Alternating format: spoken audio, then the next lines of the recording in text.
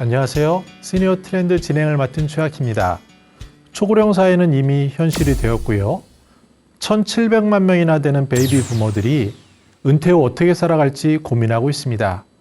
최근에는 매년 100만 명씩 이렇게 퇴직이라는 이전과 다른 새로운 삶을 설계하는 일들이 늘어나는데요. 사람들은 돈 걱정, 그리고 건강 걱정, 시간 걱정을 하게 됩니다. 근데 점점 나이가 들면서요. 시간에 대한 걱정이 정말 중요하구나, 이런 것들을 깨닫게 됩니다. 오늘은요, 가볍고 간소한 자산을 가지고 어떻게 문학 그리고 예술을 일상 속에서 즐길 수 있는지 강은주 상무를 모시고 말씀 들어보겠습니다.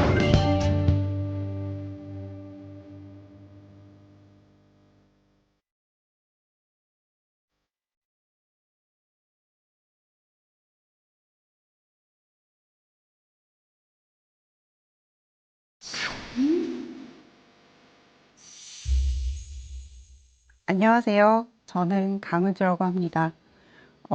지금은 직장에서 일을 하는 직장인이고, 일상에서는 문학과 예술을 즐기고 있는 한 사람으로서 오늘 저의 이야기를 나눠드리려고 합니다. 제가 이야기하고 싶은 것은 가볍고 간소한 자산으로 문학과 예술을 즐기는 일상입니다. 사실은 저는 달려왔던 사람입니다. 한 번도 멈췄었던 적이 없었고요. 가끔 멈췄을 때는 굉장히 지쳤을 때 멈췄던 것 같습니다. 가장 최근에는 만 50세가 되었을 때 그동안의 삶을 되돌아보고 여러 가지 생각들을 하기 위해서 인생의 안식년을 찾았었던 적이 있었습니다. 그때 사실 시간이 많이 생기면서 자유도가 굉장히 증가하게 됐는데요. 여러 가지 활동들을 많이 했습니다. 봉사하는 활동도 시작을 했고, 외국인 학생들한테 한국어를 가르치는 봉사나, 그 다음에 미술 공부, 그리고 문학과 예술을 하는 소모임 같은 것들도 하고, 또 시니어 트렌드에 대해서 어르신들이나 동료들을 만나서 이야기하는 시간들도 가꿨습니다. 그리고 여행도 많이 다녔고, 여러 가지 일들을 많이 했는데요. 그 기간 동안 제가 느낀 것은 혼자서 하는 것이 맞는 것인가? 이렇게 많은 경험들을 하는 것이 한 사람에게 필요한 것인가? 라는 의문을 갖게 됐습니다. 그 의문 끝에 제가 생각난 것은 오랫동안 좋아했던 세네카의 말이었습니다. 가장 부유한 사람은 가장 적게 필요로 하는 사람이다. 행복은 외부에 있는 것이 아니라 마음속에 있다. 진정한 행복은 내면의 평온함에 비롯된다. 사실 이런 말은 굉장히 단순하기도 하지만 사실 우리에게 지금 얘기하는 시점의 이야기들과는 조금 다릅니다. 그렇지만 너무 많은 것들을 가지게 되면 정말로 중요한 시간이나 경험이라는 것을 잃어버리게 되고요. 그리고 아무리 외부적인 요인들이 많고 번쩍이는 것들이 많다 하더라도 내 안에 평안이 없다면 그것은 진정한 행복이라고 말할 수가 없습니다. 그래서 세네카의 말을 생각하면서 어떤 식의 삶의 방식을 갖는 것이 나한테 옳을 것인가에 대한 고민을 그 안식년 동안 해왔습니다. 그리고 나서 제가 결론을 내린 것은 가볍고 간소한 자산으로 사는 것입니다. 제가 의미하는 가볍고 간소한 자산이라는 것은 어떤 재무적인 것이 아닙니다. 저는 사실 회사에서 재무 담당자로 오랫동안 일해왔습니다. 돈이라는 것과 예산이라는 것에 항상 관심을 가지고 기울이었는데요. 그렇지만 나를 진정으로 나답게 만드는 것은 그런 여러 가지 일들도 물론 있지만 일상을 어떻게 진정으로 나답게 살 수 있는가가 중요하다고 생각합니다. 그래서 그런 것들을 할 수 있는 간소한 자산, 그러니까 내가 편하게 쉴 수 있는 작은 집, 그리고 가족과 친구들을 만나고 내가 사랑하는 반려동물들과 같이 삶을 살아갈 수 있는 것들, 이런 것들이 가능한 자산이 가볍고 간소한 자산이라고 생각합니다. 어떤 것을 가지고 있느냐가 중요한 것이 아니라 내가 가지고 있는 것을 소중하게 오랫동안 사용할 수 있는 것, 그러니까 내 곁에 있는 것들을 어떻게 신중하게 선택하고 그 신중하게 선택한 것을 아끼면서 오랫동안 지속할 수 있는지에 대한 것입니다. 우리는 무한한 존재처럼 그러면서 모든 것을 두려워한다. 그러면서도 무한한 존재가 된 것처럼 모든 것을 갈구한다라는 말이 있습니다. 이 얘기도 세네카의 말인데요. 사실 가장 중요한 것은 시간이라고 생각합니다. 저도 이제 50이 넘고 제가 살아왔던 날보다 남은 날들이 조금 더 적어지는 시점에 들어서면서 어떻게 생각하면 시간이라는 것이 가장 중요하고 저희가 여기 머물러 있는 현재, 지금 이 시간이 가장 중요하다고 생각하거든요. 그렇다고 하면 이 시간을 무리하게 여러 가지 것들로 채우다가 정말로 중요한 것을 잃어버릴 수 있다라고 생각하게 되었습니다. 숲속의 새나 산 언덕의 여우는 사소한 것을 위해 중요한 것을 포기하는 그런 기회를 갖지 못합니다. 그들에게도 습관은 옷과 같은 것이며 사실상 신체 생활의 구조 그 자체입니다. 생명을 유지하기 위해 지금 당장 하지 않으면 영원히 못하는 것이에요. 이 얘기는 메리 올리버라는 미국의 시인이 쓴 완벽한 날들이라는 제가 좋아하는 에세이에 적혀 있는 말입니다. 자연은 항상 똑같은 법칙대로 돌아가고 있고 그 시간에도 인간도 같이 마찬가지로 있습니다. 그렇지만 인간은 자연을 거스르는 여러 가지 일들을 하고 있습니다. 그렇지만 우리의 삶이라는 것은 탄생부터 죽음까지 그 사이에 그 존재하는 것과 자연적인 구조는 변화가 없는 거죠. 그렇기 때문에 가장 단순한 방법으로 쉼을 가지고 일도 하고 그리고 먹고 자고 사랑을 나누는 것이 가장 중요하다고 생각을 합니다. 그렇다고 하면은 이런 것들을 봤을 때 그럼 동물적인 삶이 맞는 것인가? 라고 생각했을 때 우리는 그런 부분에 대해서 의문을 갖게 됩니다.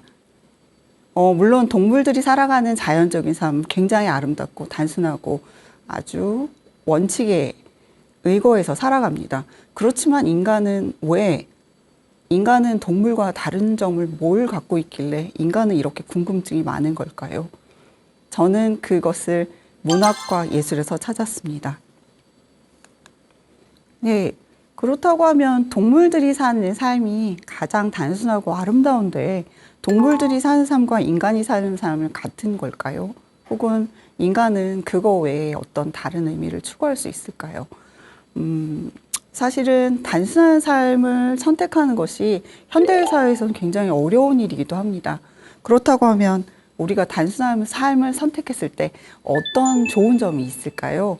제가 경험한 단순한 삶의 좋은 점들에 대해서 간단히 말씀드리려고 합니다. 첫 번째는 스트레스가 줍니다. 선택지가 줄였다는 얘기는 내가 선택할 수 있는 시간이나 갈등이라는 것이 줄어드는 거거든요. 그렇기 때문에 아주 나한테 중요한 것이 뭔지를 선택하게 되면 비교하지 않고 빠른 결정을 내릴 수 있기 때문에 스트레스가 감소가 됩니다. 그 다음에 두 번째는 재정적인 안정인데요. 우리가 갖고 있는 자산은 굉장히 유한하기 때문에 이 자산을 어떻게 사용할지가 굉장히 중요합니다.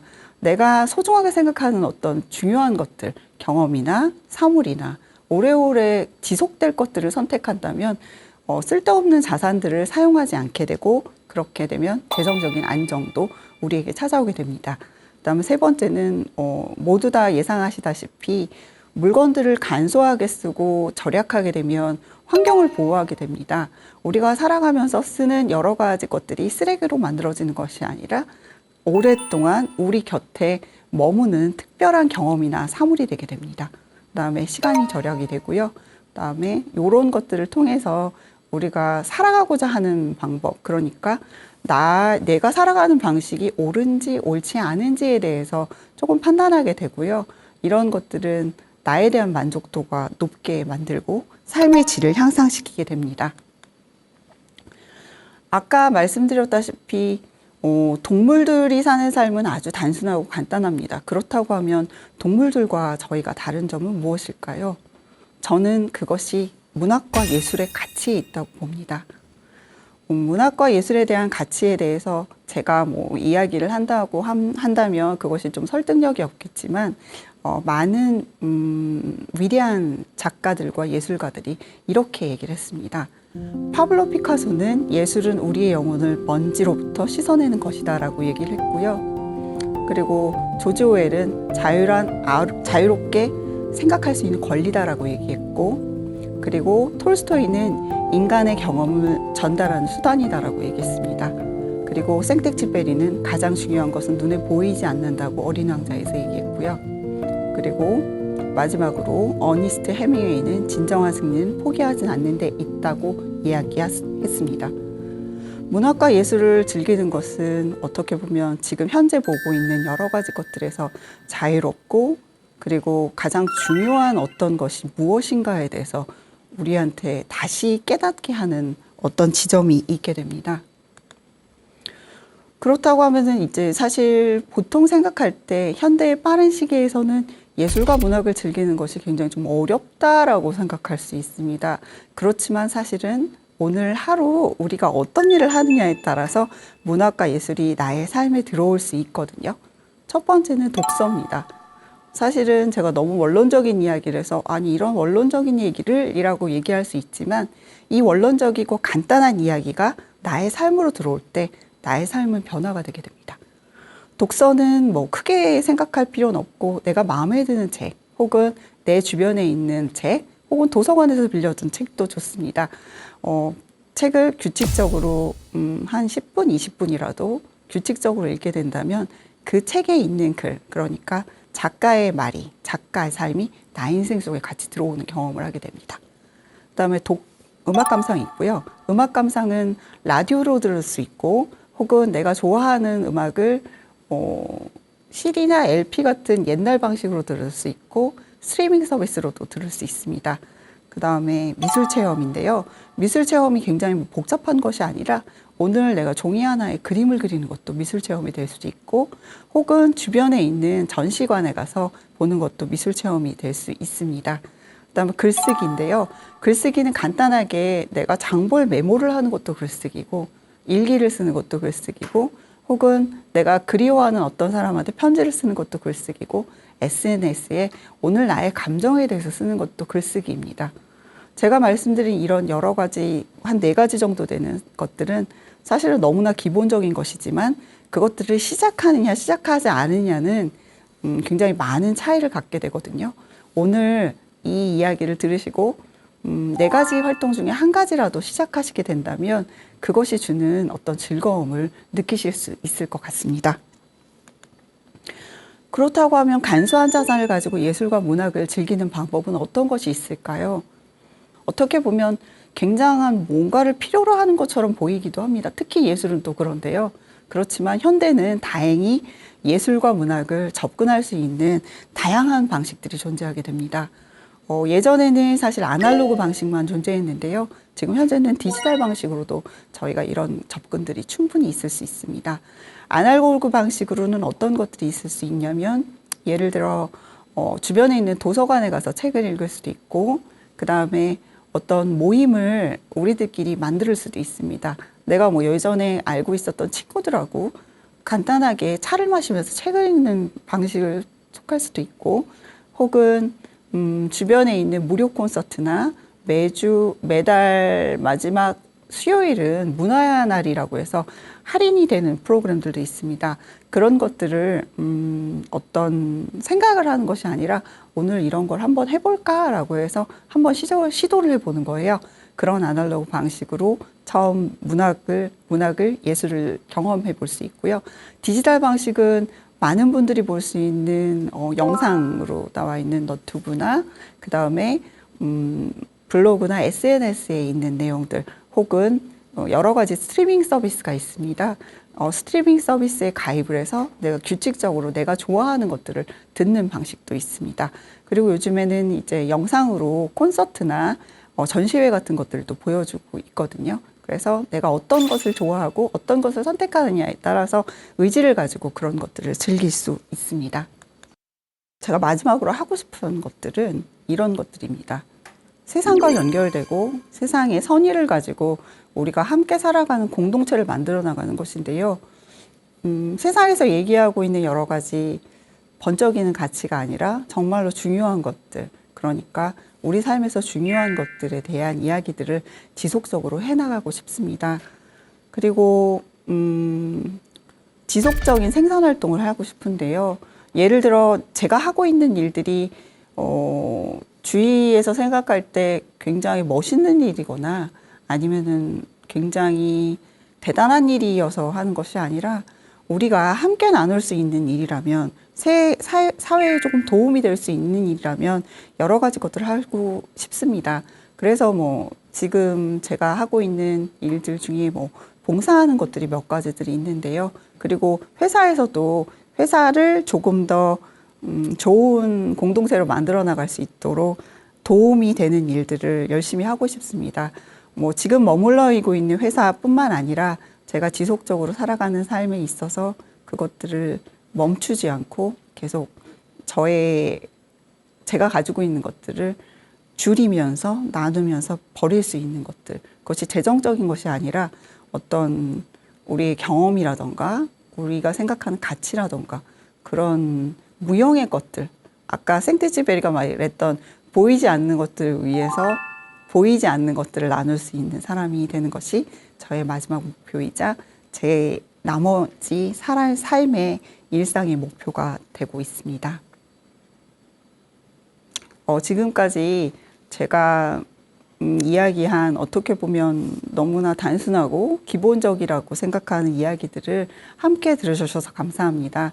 오늘의 일상의 시작이 어떤 가슴을 떨리게 하는 진정으로 우리가 되게 하는 경험이 되는 시작이 되시길 바라겠습니다. 들어주셔서 감사합니다.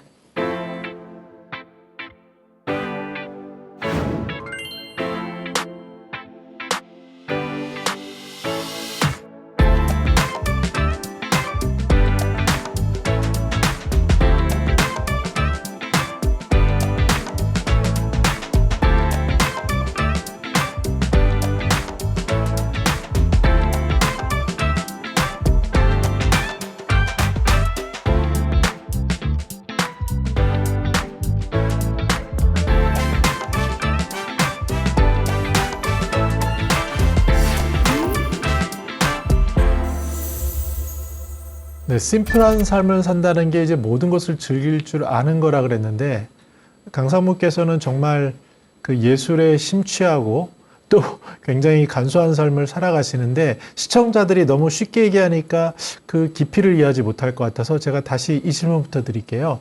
재무 담당 임원을 한 14년 넘게 하셨는데 그 외국에서도 하시고 국내에서도 하시고 그러면 누구보다도 이제 자산 관리에 대해서는 굉장히 잘 아시는 거라고 생각을 드는데 다시 한번 우리 시청자들 입장에서 기업이나 개인 입장에서 그 간소한 자산 관리라는 게 어떻게 적용할 수 있는지 한 번 더 풀어서 설명해 주세요. 간소한 자산 관리는 제가 생각할 때 가장 중요한 것은 내가 생산수단을 갖고 있느냐가 중요합니다. 그것이 이제 생산수단이라는 것이 내가 가지고 있는 어떤 자산일 수도 있고 혹은 내가 가지고 있는 경험이나 능력일 수도 있는데요. 저는 일단 제가 가지고 있는 자산과 경험과 능력을 같이 지속해서 가는 것이 중요하다고 생각합니다. 다만 간소한이라고 얘기한 것은 사람들이 얘기하는 기준은 굉장히 높거든요. 그렇지만 우리한테 필요한 것은 우리의 집, 그러니까 우리 가족들이 살아갈 수 있는 집, 그리고 내가 지속적으로 어쨌든 현금 흐름을 만들 수 있는 활동이 중요한데 그것들을 할 때 저는 제가 가지고 있는 어떤 조그만 것들과 제 경험을 사용해서 사회에도 공헌하고 회사에도 공헌할 수 있는 일, 그러니까 일을 다시 지속적으로 하는 것을 선택했습니다. 그리고 지금 회사를 제가 선택하게 된 가장 큰 원인은 저희 회사는 HR 쪽 회사인데 경력이 단절되신 분들을 컨설팅을 통해서 이분들이 새로운 일자리를 찾거나 혹은 새로운 창업을 할 수 있는 도움을 줍니다. 여러 가지 사업 부분들이 있지만 그 사업 부분들을 할 때 저희 회사에서 처음 면접 볼 때 다들 그런 보람들 때문에 회사를 다닌다라고 얘기하셨고 그것이 제가 잠시 경력을 멈췄다가 머물러 있지 않고 다시 사회에 나와서 제 원래 하던 경험을 사용해야 되겠다고 생각했던 것입니다. 그리고 그렇게 했기 때문에 어느 정도 저한테는 어떤 캐시플로우가 생겼고요. 그렇기 때문에 저희가 나이가 들어서 혹은 지금 현재 여기서 멈춰야 되나라고 생각하는 것이 아니라 그것이 어떤 종류의 일이든 어떤 종류의 가치를 생산하는 현금 흐름이든 규칙적으로 내가 무언가를 한다는 것은 너무 중요한 것인 것 같아요. 봉사를 하든 일을 하든 그것들이 지속될 때 우리가 우리의 삶을 지속할 수 있는 자산이 될 수 있다고 생각합니다. 네, 말씀처럼 정말 그 현금 흐름이 지속 가능하게 돼야 되고, 그게 뭐 노인 일자리로 꼴랑 27만 원? 그래도 굉장히 큰 의미가 있다라고 이해했는데 맞나요? 일이라는 것이 사실은 어떤 재무적인 부분뿐 아니라 어떤 만족도, 그러니까 우리가 공동체에 속했다는 것이 중요합니다. 뭐 예를 들어 저희 이제 은퇴하신 아버님 같은 경우는 지금 초등학교에서 이제 약간 이렇게 봉사하는 식으로 하시는 활동을 하시는데요. 한 달에 한 15일 정도 나가시는데 그게 그렇게 행복할 수가 없다고 얘기하세요. 뭐 들어오는 돈은 그렇게 크지 않지만 그것이 가지고 있는 만족도, 내가 사회에 도움이 되었다라는 것이 굉장히 큰 의미를 갖습니다. 그리고 뭐 예를 들어 그것이 좀 부족하다고 하시면 몇 가지 활동들을 동시에도 진행할 수 있으니까 하나하나 모아서 그것들이 내가 필요한 정도의 자산을 만들어내면 그것이 어떻게 보면 지속 가능한 자산이고 지속 가능한 생산 활동이 아닐까 싶습니다. 그 강상무를 아는 사람들은 알면 알수록 정말 이분은 문화예술에 거의 푹 빠진 분이라는 걸 아는데 시청자들은 그걸 체감할 수 없으니까 그 가장 큰 사례가 제가 아는 것만 해도 그 상당한 돈을 들여서 대학에서 한 3년 정도 그 과정만 공부하신 거로 알고 있는데요. 이렇게 많이 독서, 음악, 미술, 글쓰기를 얘기하셨는데 쭉 돌이켜 봤을 때 언제 가장 만족스럽고 어떤 얘기를 좀 시청자에게 들려주고 싶으세요?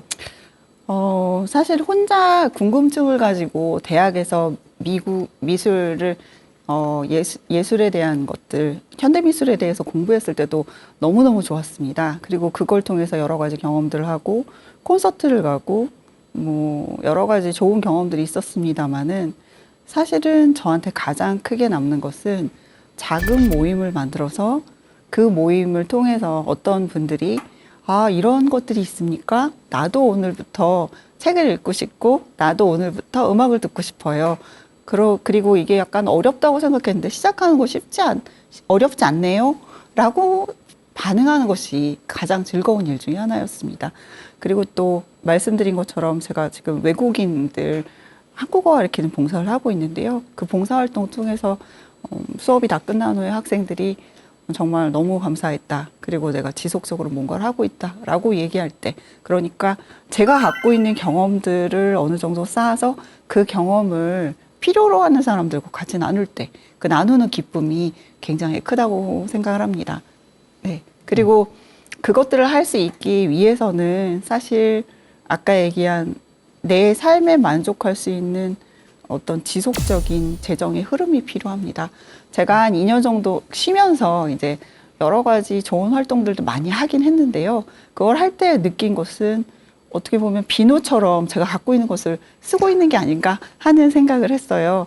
그게 이제 두 가지 정도의 이유 때문인데, 하나는 너무나 많은 것들이 경험이 되고 자유도가 높아지다 보니까 하고 싶은 일들이 많고 조금 더 이걸 욕심을 부리게 되더라고요. 그러다 보니까 어느 순간 아, 이것이 나의 과욕에서 일어난 거구나 라고 생각을 했고, 그렇지만 그 기간이 있었기 때문에 저는 조금 더 깊이를 가지고 다른 분들하고 이야기를 하고 나눌 수 있는 기간이 되었던 것 같습니다. 그래서 어떤 것이든지 인생의 선택에 있어서 나쁜 것은 없습니다만은 내가 지탱할 수 있는 정도, 그러니까 나의 한계를 정하고 그 정도까지 약간 만족감을 갖고 하는 것이 가장 중요하다고 생각합니다. 제가 최근에 이제 우리 동네 같은 경우를 보니까 한 나이 좀 있으신 분들이에요. 문화예술을 좋아하시는 분들이 하는 일종의 루틴이 계시더라고요. 일단은 이제 공방을 차리는 거예요. 그리고 나서 이제 당연히 비즈니스는 안 되죠. 근데 이제 강상무도 한 쉼의 기간 동안에 공방 비슷하게 자신의 아지트를 만들어서 운영한 걸로 알고 있는데, 지금 이런 게 질문이 돼요. 조금 전에 비누처럼 쓴다 그랬는데, 그럼 재정적으로 균형을 유지하기 위해서 어떤 전략을 가지고 지금 문화예술 쪽에 이렇게 심취하신 그런 시니어들에게 혹시 조언 주실 게 있을까요? 아까 말씀드린 것처럼 공공재를 좀 사용하는 것이 중요합니다. 뭐 다른 사람들은 이런 거를 하는데 나도 이거 하고 싶어요가 아니라 내가 할 수 있는 정도까지 하는 거예요. 그러니까 선택과 집중인데, 예를 들어 저는 콘서트를 가서 구경하는 것을 굉장히 좋아하는데요. 좋아하는 음악가들도 많고 좋아하는 연주자들도 많습니다. 예전 같은 경우는 사실은 어떤 시리즈를 잘 예매를 해서 정말 몇 번을 듣기도 했습니다. 그렇지만 지금에 와서 저는 어떻게 하냐면 정말로 보고 싶은 거 한두 개만 골라서 갑니다. 그 외에 다른 시간은 그 음악을 조금 더 깊게 듣는 것을 혼자서 하거든요. 뭐 그런 식으로 하다 보면 조금 제가 할 수 있는 것들을 정할 수가 있게 됩니다. 그러니까 아까 제가 처음에 얘기했던 것처럼 과연 내가 지금 하는 것이 정말 나를 진실되게 하는 것인가? 그것이 다른 사람의 시선이나 다른 사람의 의도에 의한 것인가? 광고에 의한 것인가? 아니면 나의 마음속에 나를 기쁘게 하고 나에게 나의 본질과 맞는 행동인가? 이것을 생각하는 것이 가장 중요한 것 같습니다. 저도 곱씹어 보면 주된 일자리를 퇴직하고 나서 이제 퇴직 허니문 때 막 과하게 자유도를 가지고 이것저것 하게 되는데, 그런 아까 강의 중에 문화과 예술을 통해서 심신이 치유되고 또 행복하다는 얘기들은 많은 분들이 얘기하잖아요. 근데 이거를 막상 지금 이제 이거를 보시는 베이비 부머 중에 이제 곧 퇴직을 하고 은퇴를 걱정하는 분들은 뭐 먹고 살지? 어떻게 살지? 이런 걱정 때문에 이게 너무 과욕 아니야? 이런 생각을 하기가 쉽거든요. 혹시 이런 분들을 위해서 일상에서 좀 쉽게 접목할 수 있는 현실적인 방법, 꿀팁 같은 게 있을까요? 일상에서 가장 쉽게 할 수 있는 것은 기본이 되는 독서와 음악 감상입니다. 그것은 사실 너무나 쉬워서 다들 뭐라고 하면은 정말 걸음마 하는 거나 비슷하다고 생각하게 되는데요. 그렇지만 그것을 시작하는 것과 시작하지 않는 것이 너무 다를 수 있어요. 혼자서 하시기 어려우시다면 주변의 친구들하고 같이 우리 책 한번 읽어볼까 하셔도 됩니다. 사실은 너튜브나 이런 곳에 써머리 되어 있는 부분들도 많은데요. 가장 중요한 것은 자기가 경험하는 것입니다. 내가 경험한 1시간이 다른 사람이 얘기한 뭐 10분, 15분과 같지 않거든요. 그러니까 50까지 쭉 달려오셨잖아요. 외국하고 국내에서 정말 바쁜 뭐 재무 담당 임원을 하면서 정말 바빴던 것 같은데, 그리고 나서 이제 쉬겠다고 퇴사를 결심하시고 이제 새로운 일상을 시작하셨을 때 그때 난 이게 내 목표야. 내가 이게 바람이야. 그랬던 게 뭐였을까요? 첫 번째는 건강하게 사는 삶, 그리고 기본이 되는 삶이었습니다. 사실 바쁘다고 보니까 여러 가지 관계를 챙긴다거나 이런 것들을 잘 못했는데요. 그래서 제가 키우는 반려동물을 조금 돌본다던가 가족들에게 조금 시간을 더 보낸다거나 그런 것들을 하게 됐어요. 그렇지만 솔직히 말씀드리자면 처음 자유도가 생겼을 때는 그런 것들보다는 바깥에 있는 것이 너무 좋았습니다. 그렇죠. 여행을 가는 것도 좋았고, 그리고 또 이렇게 음악 감상이나 여러 가지 다른 활동들 혹은 외부에 있는 모임들도 굉장히 많이 했고요. 그런 것들을 하다가 마지막에 결론을 낸 건 정말로 중요한 나의 삶은 내 주변에 있는 것들. 그러니까 소중한 내 주변에 있는 존재들을 존중하고 그 관계를 소중히 지켜나가는 것이 중요하다는 생각을 하게 됐습니다. 저도 트라이얼 에러 피리어드가 있었습니다. 그렇죠. 그래서 이제 실은 아까 강의 중에 이제 플러스적인 삶에서 중요한 것만 남기다. 그때 제일 어려운 건 뭔지, 그리고 또 물건과 경험을 정리하면서 이거 선택 집중 이렇게 하셨다 그랬는데, 그때 그 어려운 점, 그리고 어떤 거를 정말 중요하게 생각하셨을까요? 정리를 할 때 가장 중요한 것은 이것이 나랑 오래 같이 갈 수 있을까? 1년으로 한번 생각해 보는 거예요. 혹은 여행을 갈 때를 생각해 봅니다. 저는 여행을 참 좋아해서 여행을 다녔는데 처음에 여행을 갔을 때는 짐을 정말 많이 갖고 다녔습니다. 이것도 필요할 것 같고 저것도 필요할 것 같고 짐을 꽉꽉 세워서 가고 또 여행지에서도 여러 가지 것들을 사가지고 돌아왔는데요. 점점 느낄 때 중요한 것은 어떤 내 여행 가방 하나에 넣었을 때 나의 삶을 유지할 수 있는 기본적인 것들, 그런 것들이 결국에 남는다고 생각하고요. 그것들이 남겨지지 않으면 삶은 지속되지가 않더라고요. 그래서 오랫동안 나랑 같이 갈 거냐, 혹은 내가 당장 떠나야 한다고 할 때 이거 내가 갖고 갈 수 있을까? 라고 생각하는 물건과 경험들에 대해서 생각하게 됩니다. 네. 이것을 보시는 가볍고 간소한 자산으로 살아가는 이들에게 그러면 결국은 실천하느냐 안 하느냐가 차이잖아요. 어떻게 실천하라고 추천하시겠어요? 사실 저도 지금 하고 있는 중이고 사실 아직 정리가 많이 되어 있진 않습니다. 그렇지만 제가 갖고 있는 물건이나 경험들을 다 빼보는 거예요. 빼보고 가만히 바라봅니다. 이게 내가 계속 가지고 갈 건가? 가지고 가지 않을 것인가? 나한테 부담이 될 것인가? 부담이 되지 않을 것인가? 그리고 이것들이 오늘 쓰여지는데 내일 쓸까? 라고 생각하는 거예요. 근데 그게 만약에 그런 조건에 부합하지 않는다면 저한테 더 있으면 안 되는 거죠. 그래서 그런 것들을 계속 생각을 해요. 그리고 이제 일상의 루틴을 가져보려고 노력합니다. 왜냐하면 일상의 루틴이 들어가게 되면 쓸데없는 생각을 많이 안 하게 되거든요. 뭐 회사 다니면 좋은 것 중에 하나가 일상의 루틴이 아주 꽉 차여 있기 때문에 제가 가지고 있는 여유 시간이 많지는 않습니다. 그렇기 때문에 그 짧은 여유 시간 동안에 나는 도대체 뭘 하고 싶을까라고 생각하면서 한두 가지만 결정하게 되거든요. 네. 그래서 말씀드린 것처럼 이것들이 정리를 계속 해야 되는 것 같아요. 하루에 한 번이 될 수도 있고 일주일에 한 번이 될 수도 있고 한 달에 한 번이 될 수 있지만 내가 갖고 있는 경험들이나 내가 가지고 있는 사물들이 다음에도 나한테 필요한가? 라고 생각하는 거예요. 그래서 계속 정기적으로 정리하는 수밖에 없는 것 같습니다. 근데 이렇게 얘기하는 저도 굉장히 많은 것이 쌓여 있고요. 그것들을 제가 계속 정리해 나가고 있는 중입니다. 네, 그런 것 같아요. 시니어들을 뵈면은 연령별로 이렇게 차이가 있거든요. 근데 이제 일반적으로 한 70, 80대에서는 아까 말씀하신 정리의 의미, 그리고 유산의 의미, 그리고 이제 자기 말고 남에 대한 것, 이런 것들을 이제 생각하는 그런 흐름이 보이더라고요. 근데 그거를 굉장히 빨리 시작하셨고, 말씀을 가만히 듣다 보니까 그래도 회사나 개인의 재물을 책임지는 위치에 있다 보니 뭔가 이게 어떻게 지속 가능하지? 뭐가 더 중요하지? 이런 생각이 약간 직업병 비슷하게 네, 맞습니다. 남아있는 것 같기도 합니다.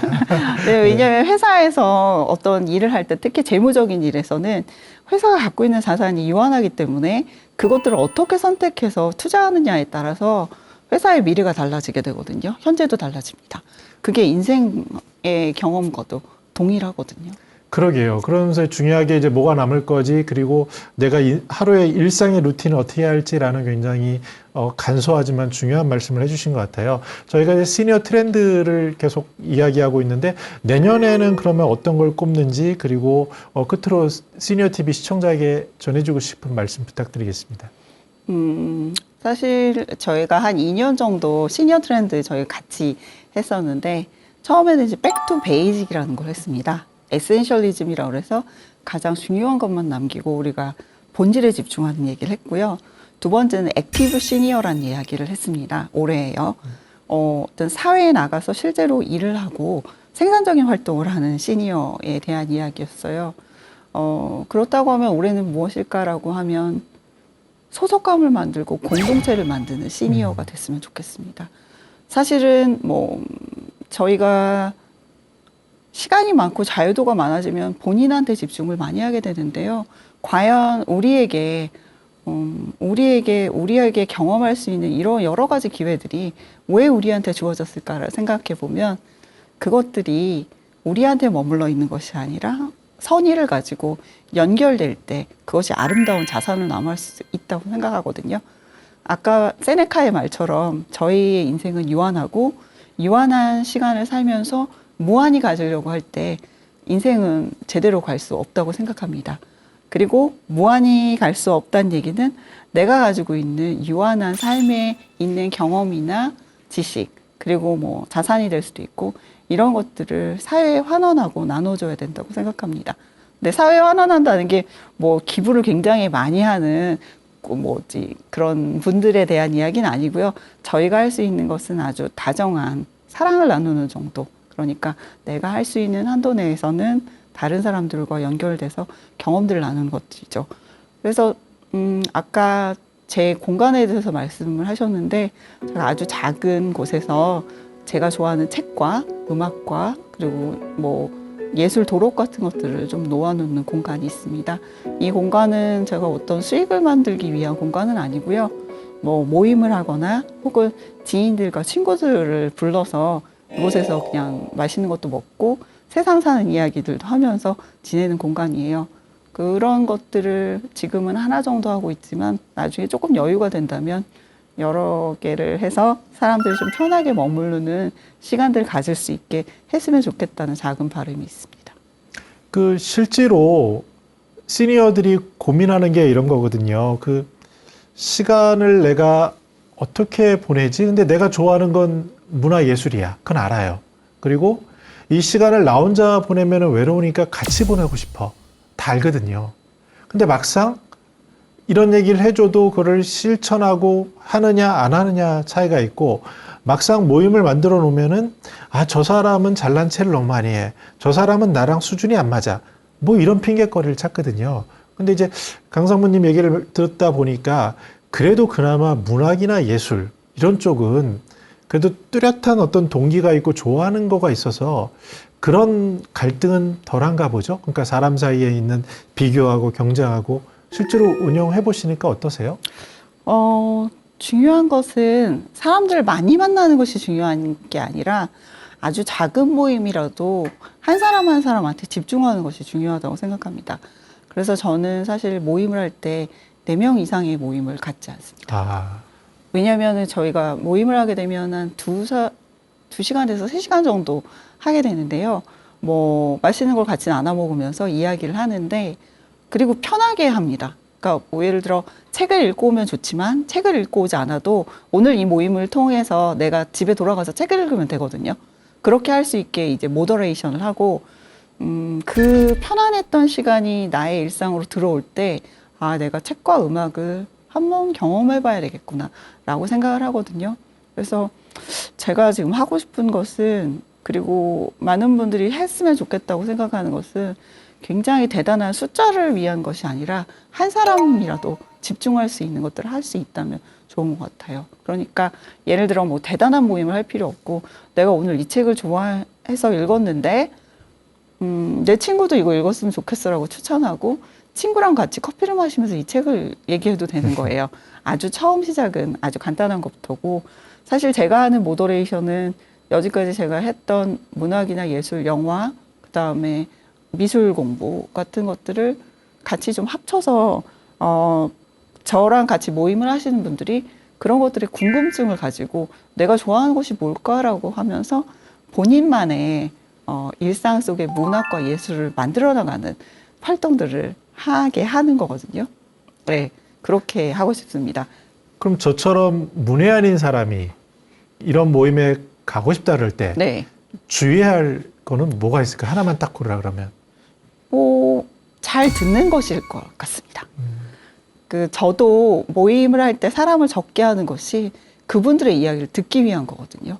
사실 우리가 들어야 그 사람에 대해서 알게 되고, 그 사람에 대해서 알아야 그 사람이 필요로 하고 그 사람이 원하는 것이 무엇인가를 알 수 있게 됩니다. 그래서 저는 이제 모임을 만들면 여러 가지 컨텐츠를 준비를 했다가 그 컨텐츠를 다 쓰는 것이 아니고, 그때 모임에 오셨던 분들이 어떤 것을 좋아하고 어떤 것에 관심 있는가를 귀 기울여 들여보면서 그분들이 필요한 것을 제가 갖고 있는 이제 서랍 속에서 하나씩 꺼내서 합니다. 그래서 똑같은 모임을 제가 뭐 한 달에 한 2번 할 때도 있는데, 2번마다 모임에 오시는 모임의 참가자들에 따라서 다른 내용으로 합니다. 똑같은 책과 똑같은 음악과 똑같은 음식을 먹지만 그 컨텐츠는 다르게 되는 거죠. 그리고 본인들이 갖고 가는, 우리들이 갖고 가는 경험들은 다 다르게 느껴지게 됩니다. 네. 오늘 이렇게 간소하게 자산 관리를 통해서 내 일상 속에서 하고 싶은 문화, 취미, 예술 이런 것들 어떻게 할 수 있는지 강은주 상무를 통해서 들어봤습니다. 중요한 건 그거 같아요. 실천하는 것. 아무리 아는 것, 그리고 너무 단순해 보이지만 지금 당장 좋아하는 시집 한 편을 읽으시거나 지금 당장 좋아하는 음악을 듣는데 강상무 조언처럼 좋아하는 사람과 같이 들어주면서 일상을 나누면 어떨까 생각해 봤습니다. 오늘 너무 귀한 말씀 고맙습니다. 네, 감사합니다.